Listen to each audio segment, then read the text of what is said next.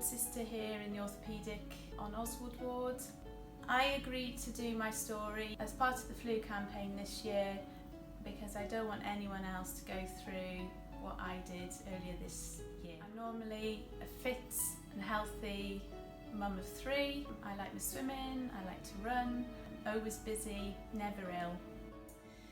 In March this year, I'd got up that morning, I didn't feel particularly well. There was a lot of bugs going around. My little boy had a viral infection. So I just thought it might have been a little bit of that. Came to work, it became apparent quite quickly that they weren't going to allow me to stay. They took my temperature and packed me off home under protest.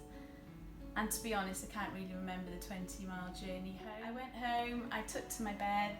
Anyone that knows me knows that this isn't something that I would do. My temperature was 39.8. I took plenty of fluids, I had paracetamol.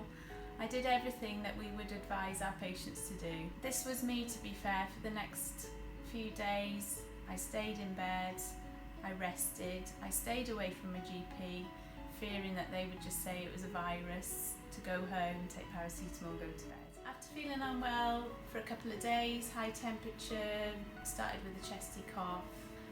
On the Friday, I'd had an upset tummy, I'd had vomiting as well. The Friday afternoon, I began to feel a bit better. I thought, right, I'm turning the corner. I got up, I potted, probably did a bit too much. Began to feel dizzy and unwell.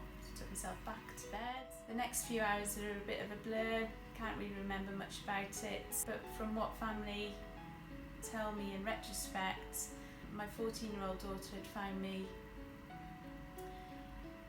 in an unconscious state in bed, and when she was able to rouse me, I was paralysed from the neck down, unable to move, which, as you can imagine, was very scary.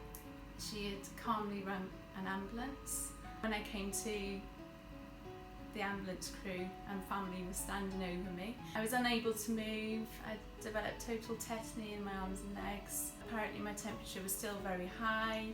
I was delusional. They thought at this point I may have meningitis. Then they thought I might have sepsis. I vaguely remember being transferred to a stretcher, woke up in recess, and I felt reassured that there was a nurse looking after me. It was known to me professionally. But I remember feeling very scared. I couldn't move. My face felt like it was on fire. They were log rolling me. They were checking me for rashes. They were taking bloods. They were doing all the clinical intervention that you would expect them to do in an emergency situation.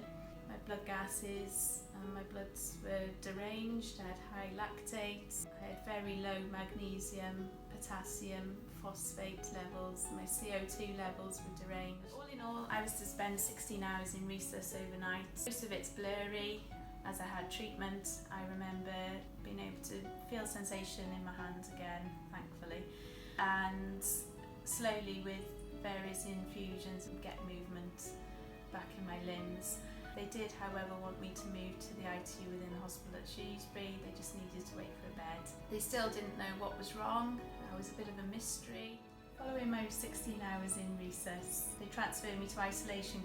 I was reviewed by an A&E consultant and an ITU consultant who suspected I may have flu. The results hadn't come back, but they had nose swabbed me as part of my admission screening, because they'd seen a rise in young, fit, healthy people being admitted to ITU. Unfortunately, some of them have passed away. Later on that day, it was confirmed that I did have Influenza A, and that is what had made me so poorly. I did query this because I'd had my flu injection. They said, however, if I hadn't have had my flu jab, I probably wouldn't have survived. I'd probably have died. It had given me some immunity. I agreed to do this because I didn't want any other family to go through what I did. I don't want any other family to have their 14-year-old daughter or children see their mum packed off in an ambulance. It takes seconds to have your flu jab. It protects yourself, it protects your family, it protects our patients.